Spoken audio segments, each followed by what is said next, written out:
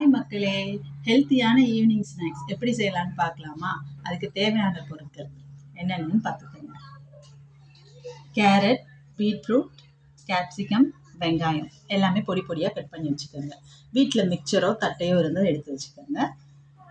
ரொம்ப சிம்பிளான மசாலா தான். பெப்பரு, சாட் மசாலா, கொஞ்சமாக தயிர், இவ்வளோதாங்க.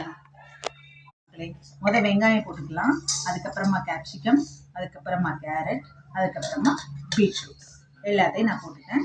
அதுக்கப்புறம் நான் சொன்ன மாதிரி சாட் மசாலா கொஞ்சம், பெப்பர் கொஞ்சம், அதுக்கப்புறம் வீட்டில் இருந்த தட்டை மிக்சரை நம்ம லாஸ்ட்டில் ஆட் பண்ணிட்டு போகிறோம்.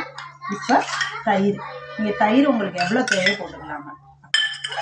இப்போ இதை நல்லா மிக்ஸ் பண்ணிவிட்டு உங்களுக்கு காட்டுறேன் மக்களே.